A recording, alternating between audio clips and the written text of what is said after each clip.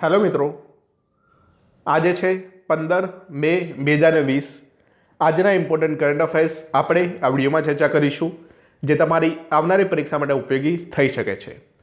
આ વિડીયોની પીડીએફ જો તમારે જોતી હોય તો તેની લિંક નીચે ડિસ્ક્રિપ્શન બોક્સમાં આપી દઈશ, ત્યાંથી તમે આ વિડીયોની પીડીએફ ડાઉનલોડ કરી શકો છો અને તે જ રીતે આપણા દરેક વિડીયોની પીડીએફ ડાઉનલોડ કરી શકો છો। તો ચલો શરૂ કરીએ છીએ 15 મે 2020ના ઇમ્પોર્ટન્ટ કરંટ અફેર્સ। તેની પહેલાં લાસ્ટ વિડીયોમાં તમને પ્રશ્ન પૂછવામાં આવ્યો હતો કે ધ પેટ્રિયોટ મિસાઇલ સિસ્ટમ એ કયા દેશ દ્વારા વિકસિત થયેલ છે? તો આમાં આવશે અમેરિકા। ધ પેટ્રિયોટ MIM-104 જે બેલિસ્ટિક મિસાઇલ, ક્રૂઝ મિસાઇલ અને અદ્યતન જે વિમાનોનો સામનો કરવા માટે બનાવી છે। આની રેન્જ તે લાંબી છે અને બધા હવામાનમાં આ ચાલી શકે છે અને અમેરિકા દ્વારા વિકસાવવામાં આવેલી છે। આ છે તેના વિશેની માહિતી। આજના તમારા માટે પ્રશ્ન છે આ કે નીચેમાંથી સાચું અને સાચા વિધાનો પસંદ કરો। આમાં શું સાચો જવાબ આવે તે તમે શોધીને રાખો। નેક્સ્ટ વિડીયો લેક્ચરમાં આનો ડિટેલમાં તમને જવાબ મળી જશે। તો આજે વાત કરીએ તેની પહેલાં ગુજરાતનું કરંટ અફેર જે છે તે જોઈ લઈએ। તો નાના માણસો માટે 5,000 કરોડ રૂપિયાનું મોટું પેકેજ જાહેર કર્યું છે આત્મનિર્ભર ગુજરાત સહાય યોજના, આપણા સીએમ વિજયભાઈ રૂપાણી દ્વારા। અહીંયા જે ગુજરાત રાજ્યના 10 લાખથી વધુ નાના વેપારીઓ છે, વ્યક્તિ છે તે અથવા તો કારીગરો છે તેને આનો લાભ મળશે। એમને 3 વર્ષ માટે 1 લાખ સુધીની લોન મળશે અને તેમાં 2% વ્યાજ હશે।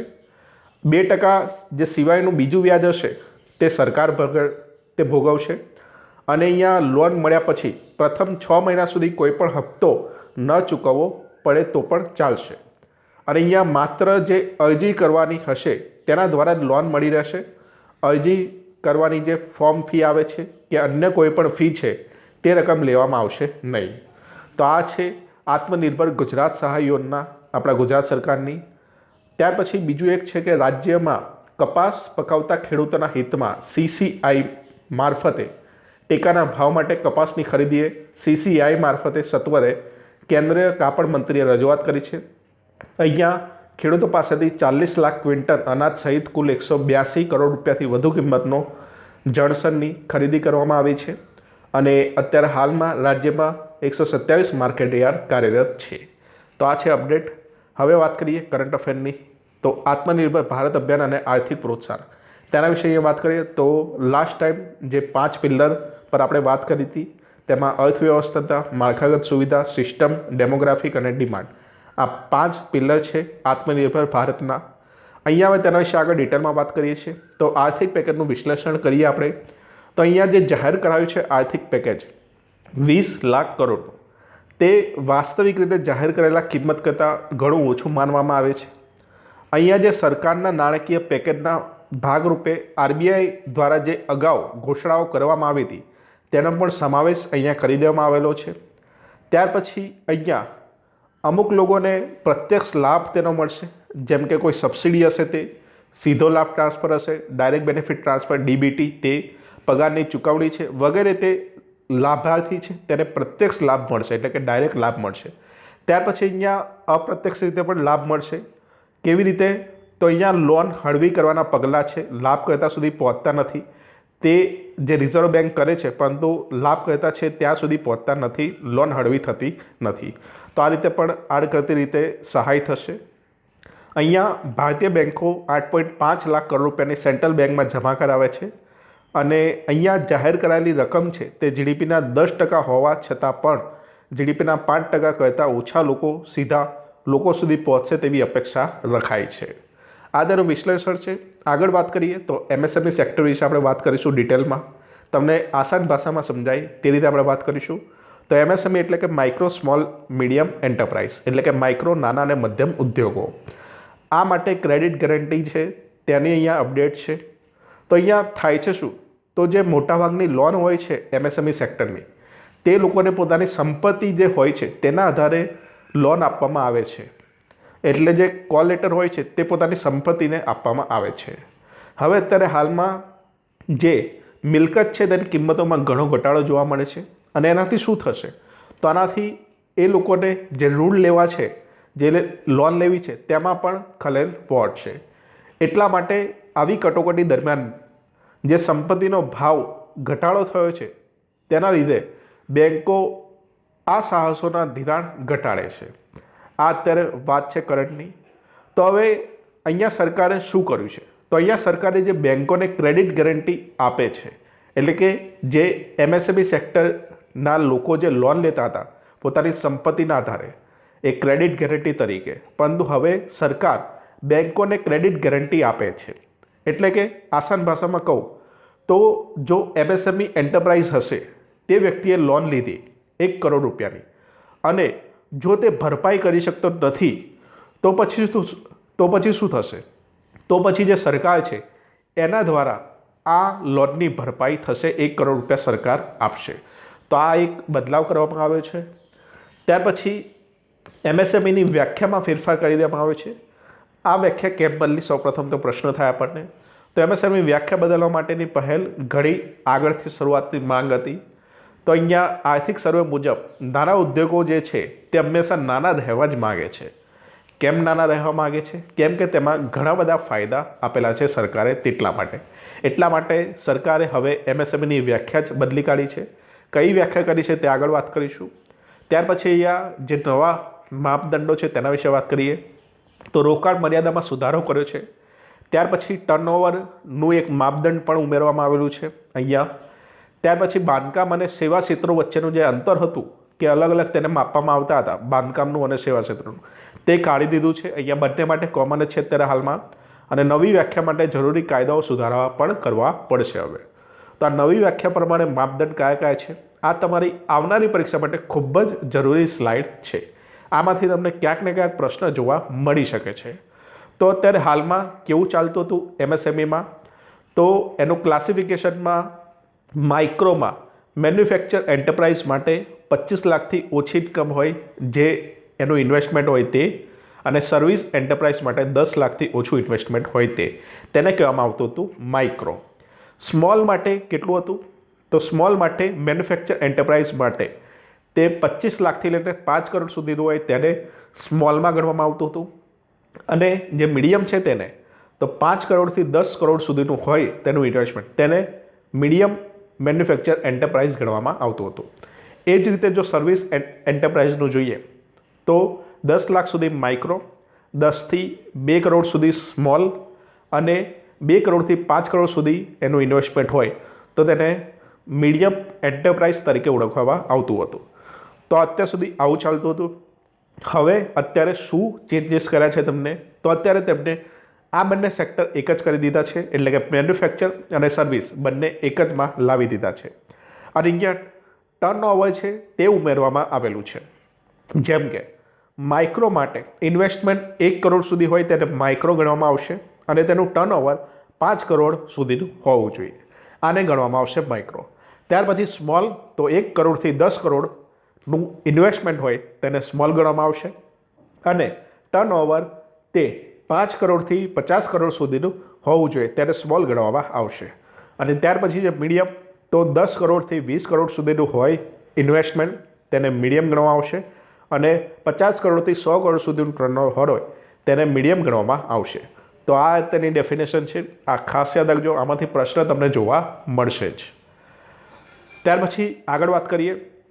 જે નવીન વ્યાખ્યા છે તેની ટીકાઓ પણ થાય છે. અહીંયા તેની ટીકા કેમ થાય છે? તો અત્યારે જે નવા એમએસએમઈસની વ્યાખ્યા છે તે વૈશ્વિક ધોરણ મુજબ હોવી જોઈએ તેવી માંગ છે. અહીંયા જે નવી વ્યાખ્યા મુજબ 5 કરોડ સુધીનું ટર્નઓવર ધરાવતી કંપનીઓ એને નાની માનવામાં આવશે, પરંતુ વૈશ્વિક સ્તરે જોવા જઈએ આપણે તો 75 કરોડ રૂપિયા સુધીનું ટર્નઓવર છે તેને નાના માનવામાં આવે છે, અને આપણે રાખી છે તે લિમિટ 5 કરોડ સુધીની. એટલા માટે આની ટીકા થાય છે. ત્યાર પછી અત્યારે હાલમાં ક્યાં કેટલું સેક્ટર છે તેના વિશે બી માહિતી મેળવી લઈએ. તમને ચડતા ઉતરતા ક્રમમાં પૂછાઈ શકે છે. તો સૌથી વધુ જે ઇન્વેસ્ટમેન્ટ હોય, એમ્પ્લોયમેન્ટ હોય જે એમએસએમઈ સેક્ટર દ્વારા, તો તેમાં વાત કરીએ તો ટ્રેડ છે તેમાં 35% શેર છે એમ્પ્લોયમેન્ટનું. ત્યાર પછી 33% અધર સર્વિસનું છે, અને 32% મેન્યુફેક્ચરનું છે. આ રીતે એમ્પ્લોયમેન્ટ શેર કરે છે. હવે વાત કરીએ કે શહેરોમાં વધારે એમએસએમઈ એન્ટરપ્રાઇઝ છે કે ગામડામાં, તો 51% તે રૂરલમાં છે, અને અર્બનમાં 49% છે. તો આ છે તેના વિશેની સંપૂર્ણ માહિતી. નેક્સ્ટ ટોપિક પર જઈએ હવે. પીએમ ગેસ ભંડોળમાંથી રૂપિયા 3100 કરોડ ફાળવ્યા છે તેના વિશે. તો પીએમ કેર ભંડોળની રચના 27 માર્ચ 2020ના રોજ કરવામાં આવી હતી અને આનું નેતૃત્વ એ આપણા પીએમ કરે છે અને અન્ય સભ્યો પણ આમાં છે. ગૃહપ્રધાન, સંરક્ષણ પ્રધાન અને નાણાપ્રધાનનો સમાવેશ થાય છે. તો અત્યારે હાલમાં જે પૈસા ફાળવ્યા છે 3100 કરોડ તે શેના માટે છે? તો સૌપ્રથમ છે વેન્ટિલેટર માટે. અહીંયા 2000 કરોડ રૂપિયા તે વેન્ટિલેટર પર તેના ખરીદવામાં અહીંયા ફાળવવામાં આવે છે અને આ જે વેન્ટિલેટર ખરીદશે તે સરકારી સંચાલિત COVID-19 હોસ્પિટલમાં મોકલવામાં આવશે. ત્યાર પછી તેની રસી છે. તો જે રસી વિકાસકર્તાઓ છે તેમને ટેકો આપવા માટે 100 કરોડ રૂપિયા ફાળવવામાં આવેલા છે. ત્યાર પછી જે પ્રવાસી છે માઇગ્રન્ટ તે લોકો માટે અહીંયા 1000 કરોડ રૂપિયા ફાળવવામાં આવેલા છે જે તે રાજ્ય અને કેન્દ્ર શાસિત પ્રદેશોને. અને તે જે રાજ્ય અને કેન્દ્ર શાસિત પ્રદેશો છે તે તેમની મ્યુનિસિપલ કમિશનરો અને જિલ્લા કલેક્ટરોને આપવામાં આવશે. આ લોકો શું કરશે? તો આ લોકો જે સ્થળાંતરીઓ છે તે લોકોને ખોરાક, પરિવહન અને તબીબી સારવાર આપવામાં મદદરૂપ થશે.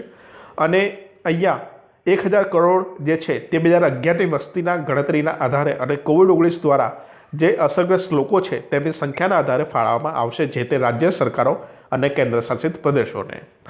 હવે અહીંયા એક પ્રશ્ન થાય કે પીએમ કેર ભંડોળ કેવી રીતે અલગ છે? તો અહીંયા વડાપ્રધાનનું રાષ્ટ્રીય રાહત ભંડોળ પણ છે તે તમામ કુદરતી આફતો માટે છે, જ્યારે પીએમ કેર્સ ફંડ છે તે COVID-19 સ્થિત સમર્પિત છે ફક્ત. તો આ છે તેના વિશેનો ડિફરન્ટ. નેક્સ્ટ ટોપિક છે સેમ્પલ રજિસ્ટ્રેશન સિસ્ટમ વિશેનો, એટલે કે નમૂના નોંધણી સિસ્ટમ. તો હાલમાં સેમ્પલ રજિસ્ટ્રેશન સિસ્ટમનું બુલેટિન ભારતના રજિસ્ટર જનરલ દ્વારા જારી કરવામાં આવેલું છે અને આ 2018 માટે રાષ્ટ્રીય જન્મદર, મૃત્યુદર અને શિશુ મૃત્યુદરનો ડેટા એકત્રિત કર્યો છે. તો આ પણ તમારે પરીક્ષામાં પૂછવાની સંભાવના ઘણી રહેલી છે. તો તેના વિશે વાત કરીએ તો રાષ્ટ્રીય જન્મ દર. સૌપ્રથમ તો વ્યાખ્યા જોઈએ. જન્મદર એટલે શું? તો દર 1000ની વસ્તીએ કુલ કેટલા બાળકો જન્મે છે ત્યારે જન્મદર કહેવામાં આવે છે. તો 2018માં રાષ્ટ્રીય જન્મદર 20 હતો અને વાત કરીએ 1971ની તો ત્યારે 36.9 હતો. અહીંયા વાત કરીએ રાજ્યની દ્રષ્ટિએ તો સૌથી વધુ પ્રથમ ક્રમે જે આવે છે જન્મદરની દ્રષ્ટિએ તે છે બિહાર 26.2 અને જ્યારે અંદમાન અને નિકોબાર 11.2માં સૌથી નીચાના સ્થાને આવે છે. આવા પ્રશ્નો પરીક્ષામાં તમને ખાસ જોવા મળવાની સંભાવના રહેલી છે. ત્યાર પછી અહીંયા ગ્રામીણ અને શહેરો વચ્ચેનું અંતર ઘટ્યું છે, એટલે કે શહેરી વિસ્તારોની તુલનામાં ગ્રામીણ વિસ્તારોમાં જન્મદર સતત વધ્યો છે. એમાં છેલ્લા દાયકામાં જોવા જઈએ તો જન્મદર લગભગ 11% ઘટાડો જોવા મળે છે. 2009માં 22.5 હતો અને 2018માં 20 જોવા મળ્યો છે. ત્યાર પછી છે મૃત્યુદર. સૌપ્રથમ તો જોઈએ તેની વ્યાખ્યા. તો મૃત્યુદર એટલે કે પ્રતિ વર્ષ વસ્તી દીઠ કેટલા લોકોની મૃત્યુ થાય છે તેની સંખ્યા, તેને મૃત્યુદર કહેવામાં આવે છે.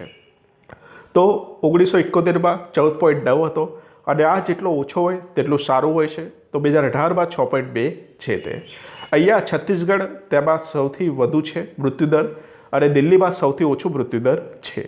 અને એ ગ્રામીણ વિસ્તારોમાં મૃત્યુદરમાં ઘટાડો જોવા મળે છે. અહીંયા દાયકાની વાત કરીએ તો દાયકામાં ભારતમાં 7.3% દરથી ઘટીને 6.2% રહ્યો છે, જ્યારે ગ્રામીણ વિસ્તારોમાં 7.8થી 6.7% રહ્યો છે અને શહેરી વિસ્તારોમાં જે મૃત્યુદર છે તે 5.8થી 5.1% નોંધાયો છે. ત્યાર પછી વાત કરીએ શિશુ મૃત્યુદર, ઇન્ફન્ટ મોર્ટાલિટી રેટ, એટલે કે એક વર્ષથી ઓછી ઉંમરનો બાળક હોય તે દર 1000 જન્મ દરમિયાન તે એક વર્ષથી ઓછી ઉંમરના બાળકો કેટલા મૃત્યુ થાય છે તેમની સંખ્યા, તેને કહેવામાં આવે છે શિશુ મૃત્યુ દર. તો 2018માં શિશુ મૃત્યુ દર 32 છે. અહીંયા જેટલું ઓછું હોય તેટલું સારું રહેશે. અને 1971ની વાત કરીએ તો 129 હતો. અહીંયા જે મૃત્યુદરની દ્રષ્ટિએ સૌથી ખરાબ પરિસ્થિતિ હોય તો મધ્યપ્રદેશની છે, ત્યાં 48 છે મૃત્યુદર અને નાગાલેન્ડમાં 4 છે. એ સૌથી શ્રેષ્ઠ કહેવાય. છેલ્લા 10 વર્ષોની વાત કરીએ અહીંયા તો ગ્રામીણ વિસ્તારમાં લગભગ 35% અને શહેરી વિસ્તારમાં લગભગ 32%નો ઘટાડો નોંધાયો છે. અને અહીંયા આખા ભારતમાં મૃત્યુદર જે છે છેલ્લા દાયકામાં તે 50થી ઘટીને 32 પહોંચ્યો છે. તો આ છે તેના વિશેની માહિતી. નેક્સ્ટ ટોપિક છે સાલ 1 ટર્ટલ વિશે. તો દહેરાદૂનના વાઇલ્ડલાઇફ ઇન્સ્ટિટ્યૂટ ઓફ ઇન્ડિયાએ એક અધ્યયન જાહેર કર્યું છે. તેમાં સાલ ફોરેસ્ટ ટર્ટલ છે તેના વિતરણમાં 90% વધારે પણ વર્તમાન સંરક્ષિત ક્ષેત્રોના નેટવર્કની બહાર જોવા મળે છે. તો તેના વિશે વાત કરીએ તો આ અધ્યયનમાં બીજી વસ્તુ પણ જાણવા મળી છે. આ અધ્યયનમાં ભારત સિવાય બાંગ્લાદેશ, ભૂટાન અને નેપાળનો પણ સમાવેશ કરાવી લેવામાં આવ્યો છે. અહીંયા સાલ ફોરેસ્ટ ટર્ટલ છે તે ભારતના ઈશાન જગ્યાએ મળે છે, સંરક્ષિત વિસ્તારોમાં. અને આમાં જે સાલ ફોરેસ્ટ ટર્ટલ છે આ જાતિઓના અંદાજિત વિસ્તરણનો 29% હિસ્સો વધારે પ્રમાણમાં વાનાગી પ્રદેશોમાં જોવા મળે છે. અહીંયા જે ઈશાન ભારત છે ત્યાં ઝૂમ વાવેતર વિસ્તારો રહેલા છે અને એટલા માટે અહીંયા જંગલોમાં જે આગ લાગે છે તેના કારણે તે લોકો મૃત્યુ પામે છે અને તેમની વસાહતો હોય છે તેમને પણ નુકસાન થાય છે. 90 વર્ષોમાં IUCN અનુસાર 80% જેટલી તેમની વસ્તી ઘટી શકે છે. અહીંયા સાલ ફોરેસ્ટ ટર્ટલ તેના વિશે જોઈ લઈએ તો તેને એલોંગેટેડ કાચબો અથવા તો યલો ટર્ટલ તરીકે પણ ઓળખવામાં આવે છે. આ દક્ષિણ પૂર્વ એશિયાઈ અને ભારતીય ઉપખંડના ભાગોમાં ખાસ કરીને ઉત્તર પૂર્વમાં જોવા મળે છે અને અહીંયા આનો ખોરાક તરીકે ઉપયોગ થાય છે લોકોનો, આંતરરાષ્ટ્રીય વન્યપ્રાણી વેપાર તરીકે અને સુશોભન માસ્ક જેવી સ્થાનિક ઉપયોગ માટે આનો શિકાર કરવામાં આવે છે. ચીન લોકો આનું શેલ હોય છે તેને પીસીને તેના મિશ્રણનો ઉપયોગ એફ્રોડીસીએક એટલે કે શૃંગારિકા તરીકે પણ ઉપયોગ કરે છે ચાઇનાવાળા. અહીંયા વાત કરીએ તો વાઇલ્ડ પ્રોટેક્શન એક્ટ 1972 મુજબ આને શેડ્યુલ જે 4માં મૂકવામાં આવે છે. અહીંયા IUCN જે લાલ સૂચિ છે તેમાં ક્રિટિકલ જોખમમાં આને મૂકવામાં આવે છે. તો આ છે તેના વિશેની માહિતી. નેક્સ્ટ ટોપિક પર જઈએ તો પુરુષો સ્ત્રી કરતાં COVID-19 માટે વધુ સંવેદનશીલ છે. તો આ જે વસ્તુ છે તે COVID-19 વાયરસ માટે વધુ સંવેદનશીલ છે પુરુષો કરતાં સ્ત્રીઓ. આ પૂર્વધારણા જે તે યુરોપિયન હાર્ટ જર્નલમાં પ્રકાશિત થયું છે. અહીંયા ACE2 એન્ઝાઇમ એ માનવ શરીરમાં મુખ્ય પરિબળ હોય છે અને COVID-19નો માનવ કોષોને ચેપ લગાડે છે. અને આ અધ્યયને શું બતાવ્યું છે? તો આ અધ્યયને બતાવ્યું છે કે સ્ત્રીઓ કરતાં પુરુષોમાં ACE2નો એન્ઝાઇમ સ્તર વધારે છે. તો અહીંયા વાત કરીએ કે ACE2 એન્ઝાઇમ શું છે? તો એન્જિયોટેન્સિન રૂપાંતરિત એન્ઝાઇમ તે બે ફેફસા, હૃદય અને કિડનીના કોશિકાઓમાં બાહ્ય સપાટી પર હોય છે. અહીંયા એન્ઝાઇમનું પ્રાથમિક કાર્ય શું છે? તો તે એમિનો એસિડના પરિવહનને નિયંત્રિત કરે છે. એમિનો એસિડ છે તે પ્રોટીનની પાચનકર્તામાંથી રચાય છે. અહીંયા ACE2નું એન્ઝાઇમ સ્તર ઘટાડવું એ COVID-19ની સફળ સારવાર હોવાનું જણાવી શકે છે. અહીંયા ACE અવરોધક દવાનો ઉપયોગ તે હૃદયરોગના ઇલાજ માટે થાય છે અને બ્લડ પ્રેશર ઘટાડવામાં પણ મદદરૂપ થાય છે. તો આ છે તેના વિશેની માહિતી. નેક્સ્ટ ટોપિક છે શેકાતકર સમિતિ વિશેનો. તો તાજેતરમાં સંરક્ષણ પ્રધાને રાજનાથ સિંહે સૈન્ય એન્જિનિયરિંગ સર્વિસમાં 9,000 કરતાં પણ વધારે પોસ્ટો રદ કરી છે. તો અહીંયા આ પોસ્ટો રદ કરવાનો નિર્ણય તે જે શેકાતકર સમિતિ છે તેના આધારે લેવામાં આવેલો છે. અહીંયા આ સમિતિએ લડાઈ ક્ષમતા વધારવા અને સશસ્ત્ર દળોની ખર્ચને સંતુલિત કરવાના પગલાં સૂચવ્યા હતા. અને જો 5 વર્ષમાં આ શેકાતકર સમિતિની ભલામણો આપણે અમલમાં મૂકીશું તો દેશમાં સંરક્ષણ ખર્ચમાં 25,000 કરોડ રૂપિયાની બચત થશે. તો અહીંયા આપણે પ્રશ્ન થાય કે શેકાતકર સમિતિની ભલામણો કઈ કઈ હતી? તો તેના વિશે વાત કરીએ તો પૂર્વ સંરક્ષણ પ્રધાન મનોહર પર્રિકર જે અત્યારે હાલમાં નથી, તેમના દ્વારા 2016માં 11 સભ્યોની આ સમિતિ બનાવવામાં આવી હતી. તેમાં શેકાતકર જે હતા તેમને લેફ્ટનન્ટ જનરલ નિવૃત્ત હતા, તેમને આના અધ્યક્ષ હતા અને ડિસેમ્બર 2016માં પોતાનો રિપોર્ટ એ પ્રસ્તુત કર્યો હતો સરકારને. અહીંયા આ રિપોર્ટ તે સાર્વજનિક કરવામાં આવેલો નથી. કેમ કે રાષ્ટ્રીય સુરક્ષાના હિતમાં છે એટલા માટે. કેમ કે આમાં અમુક ઓપરેશનલ પાસાઓ પણ આવરી લેવામાં આવે છે જે પબ્લિક પ્લેસમાં ના આવવા જોઈએ એટલા માટે. તો અહીંયા આ જે આખી સમિતિ હતી તેનો મુખ્ય ઉદ્દેશ એ લડાઈ ક્ષમતામાં વધારો કરવા અને સશસ્ત્ર દળોના ખર્ચમાં સંતુલન કરવાના પગલાં સૂચવવામાં આવેલું હતું. અહીંયા આગળ વાત કરીએ તેની ભલામણોમાં જ તો ભવિષ્યમાં આવા જોખમ અને પડકારોને ધ્યાનમાં રાખીને ભારતનું જે સંરક્ષણ બજેટ છે તેમાં GDPના 2.5 થી 3% સુધીનું વચ્ચેનું રહેવાનું તેમના દ્વારા સૂચન કરવામાં આવ્યું હતું.